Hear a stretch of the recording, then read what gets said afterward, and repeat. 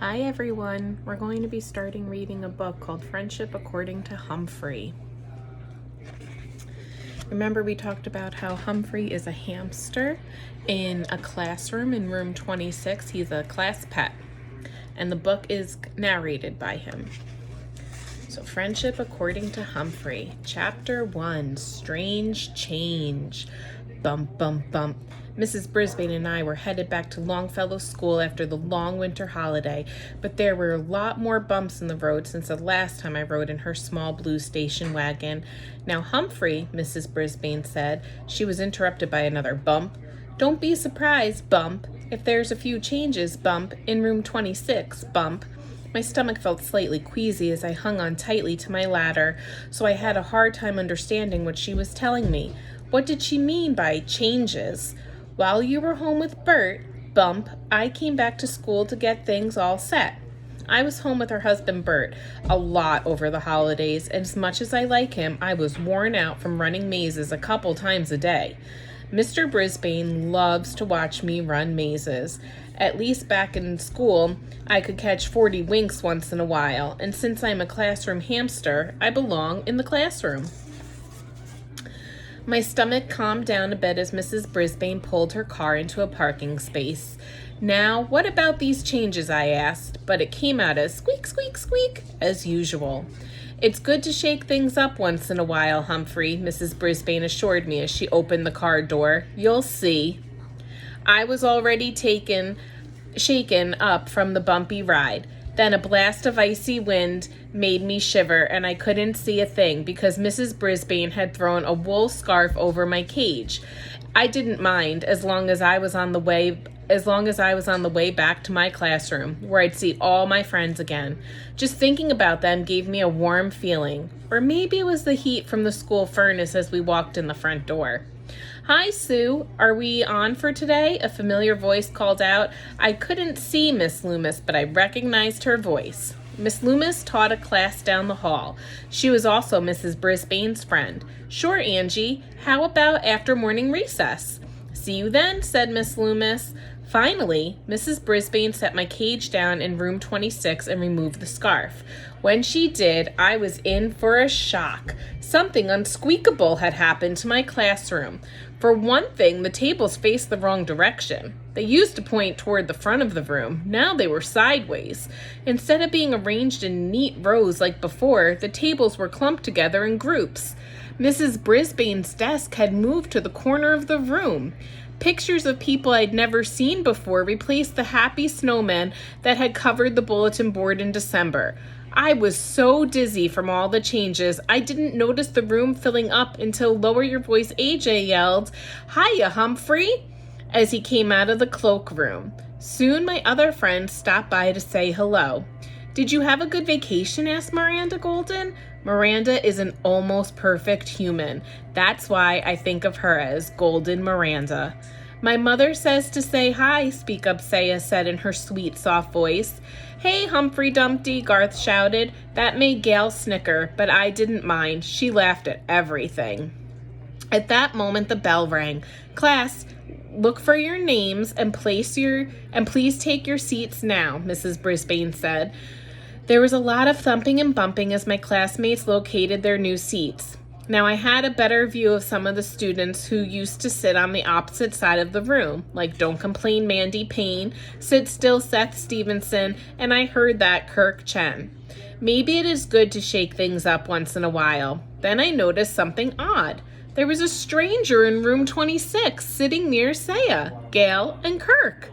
Mrs. Brisbane, she doesn't belong here, I squeaked out loud. She's in the wrong room. Maybe Mrs. Brisbane didn't hear me. Class, as you can see, we're making some changes this year, and one of our changes is our brand new pupil, the teacher announced. Come here, Tabitha. The new girl seemed scared as she got up and stood next to Mrs. Brisbane. This is Tabitha Clark, and I want you all to welcome her. Tabitha, why don't you tell us something about yourself? The new girl looked down and shook her head. Mrs. Brisbane quickly turned back to the class. We'll do that later. Now, who would like to be in charge of showing Tabitha around today? "Me," a voice called out. Of course, it was Raise Your Hand Heidi Hopper, who always forgets to raise her hand. "Hands, please, Heidi. I think Mandy had her hand up first. Mandy, you will be Tabitha's buddy. I expect each of you to introduce yourself to Tabitha and include her in your activities." She turned to the girl. "I know you'll make a lot of good friends in room 26. You may sit down now." The girl kept staring down at the floor as she returned to her seat. She looked as if she needed a friend. I was so busy watching her, I only half listened to what Mrs. Brisbane was saying. Was she really talking about poultry? "After all, this is Longfellow School," she said, "and as I hope you know, Henry Wadsworth Longfellow was a famous American poet." Poetry, nothing to do with chickens or turkeys, thank goodness. I have to admit, I'm a little scared of things with feathers, ever since my early days at Petorama. I still have nightmares about the day a large green parrot escaped and flung himself at my cage, screeching, "Yum, yum, time to eat, balk." He was still shrieking as Carl the store clerk carried him away. That unpleasant memory was interrupted when someone blurted, "I'm a poet and I don't know it. My feet show it. They're Longfellows." "I heard that, Kirk," said Mrs. Brisbane. "Now, as I was saying, much of this term will be spent reading and writing poetry." The groans were loud. "I guess some people are afraid of poetry even without feathers." Seth squirmed in his seat and pretended to pound his head on the table. "Poetry," he moaned. "Sit still, Seth," said Mrs. Brisbane. Sitting still wasn't easy for Seth. Now that he was practically right in front of me, I could see him wiggling and jiggling in his chair, which made Gail Morgenstern laugh. "Stop giggling, Gail," Mrs. Brisbane warned. Gail stopped giggling and started hiccuping. "Please, go get a drink of water," Mrs. Brisbane told her. She turned to the new girl. "Tabitha, please put that toy away." Everyone stared at Tabitha, including me. She was cradling a scuffy, stuffed bear in her arms. The gray bear had cotton coming out of his ears and worn washed-out blue overalls with a button missing. Even his smile seemed a little faded. "Now, please," said Mrs. Brisbane. It was quiet in the room, thank goodness. I'm afraid if Gail had been there, we would have heard peals of laughter and heaps of hiccups. Tabitha slid the shabby bear into a slot in her table without a word. Right about then, Principal Morales marched through the door. "Sorry for interrupting, Mrs. Brisbane. I just wanted to personally welcome you all back to school." The principal looked spiffy with a tie that had little pencils all over it. He always wore a tie because he was the most important person at Longfellow School. "Thank you, Mr. Morales," said Mrs. Brisbane. "We have a new student, Tabitha Clark, and a whole new setup for our class, as you can see." "Welcome, Tabitha," said the principal. "I'm sure you'll love it here in room 26. I'm glad to see that our friend Humphrey is back as well." He walked all the way across the classroom to my cage. "Glad to see you," I squeaked in my loudest squeak. "Hi, old pal," he greeted me. He turned back to the rest of the class. You can all learn a lot from Humphrey, and I wish you a very successful semester." After he left, I turned my attention back to Tabitha. She was still staring straight down. I couldn't see her face clearly, but it was almost as red as her copper-colored hair. I guess I watched her a long time because suddenly the recess bell rang. "Come on, Tabitha, let's get our coats," Mandy said. Tabitha slipped the stuffed bear into her pocket and followed Mandy to the cloakroom. As soon as the students were gone, Miss Loomis bustled into the room. 2 pink dots of excitement colored her cheeks and her curls bounced in all directions. "Are you ready? Should we do it?" she asked Mrs. Brisbane excitedly. "Why not?" my teacher answered. "I'll make room for him now." They walked over to the table in front of the window where my cage sits. "Sure, he'll fit right here," said Miss Loomis, pointing to a spot near my house. Mrs. Brisbane slid some of my supplies down to the end of the table. "Now you're sure he's not a lot of trouble?" "Oh, no, not nearly as much trouble as a hamster," Miss Loomis answered. What? Not nearly as much trouble as a hamster? Since when have I caused any trouble in room 26? Since when did I not totally dedicate myself to helping my classmates and teacher?" Surprisingly, Mrs. Brisbane didn't correct her. I was about to squeak up for myself when the bell rang again and Miss Loomis scurried out of the room. "I wonder who wasn't as much trouble as I am." "He," Miss Loomis had said. "He who?" Curiosity made my whiskers twitch and my paws tingle. My fur was practically standing on end as the tables filled up. I saw Tabitha slip her bear out of her pocket. Heidi saw it too and rolled her eyes at Gail, who almost giggled but managed to stop herself. Now, class, I told you there are some changes in our room this year, Mrs. Brisbane announced. Another of the changes is a brand new classroom pet. I think he'll add a lot to room 26. New classroom pet? Why did she want a new classroom pet when she already had a wonderful, terrific, perfect classroom pet, namely me? Was I being replaced? Miss Loomis entered carrying a large glass tank. I couldn't see what it was because my classmates were standing up, craning their necks, oohing and eyeing, and chattering away.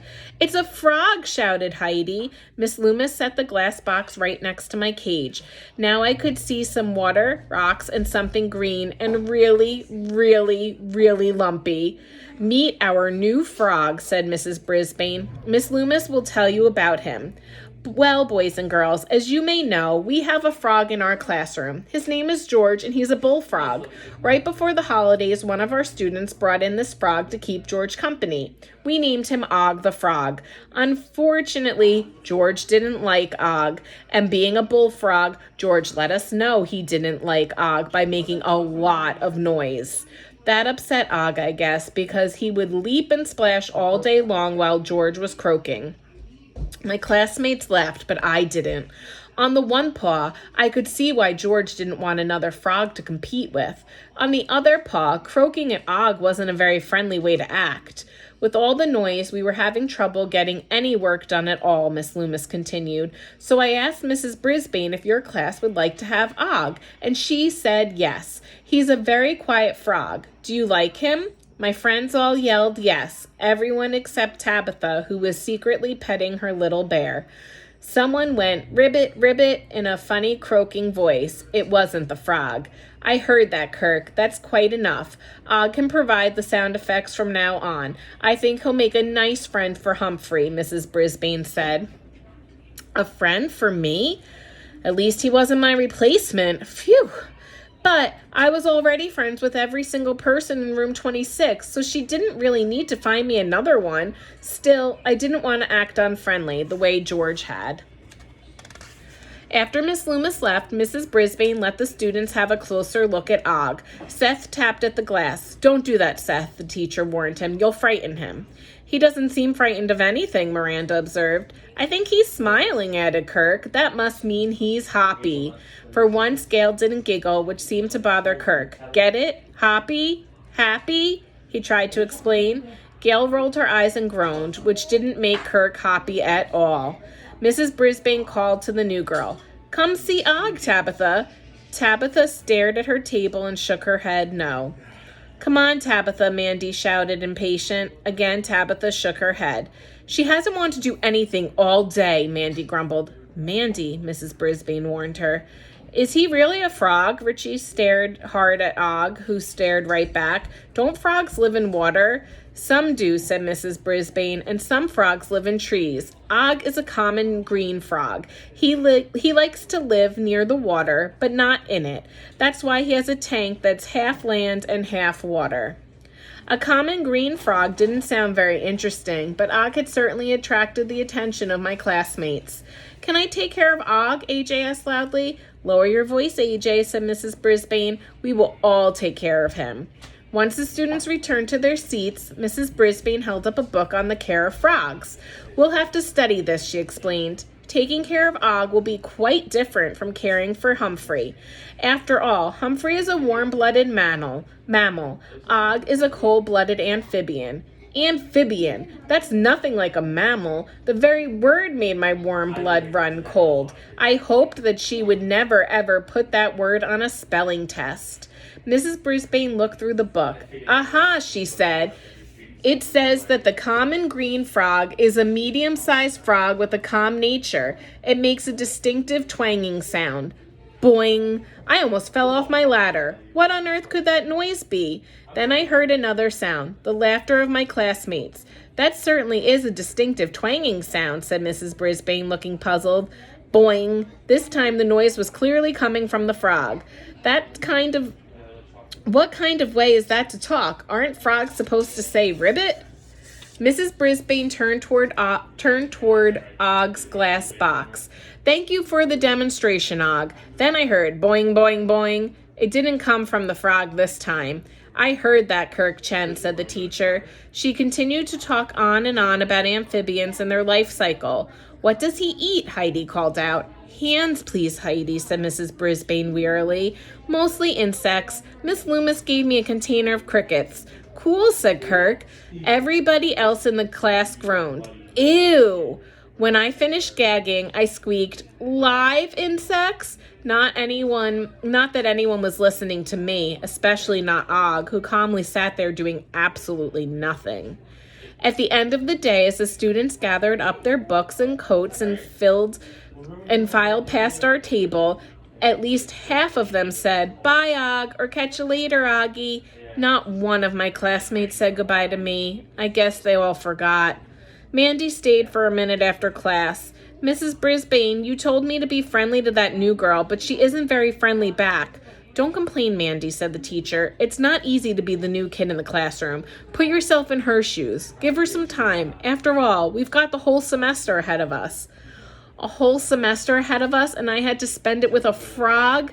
Mrs. Brisbane had shaken things up all right. I felt queasy all over again.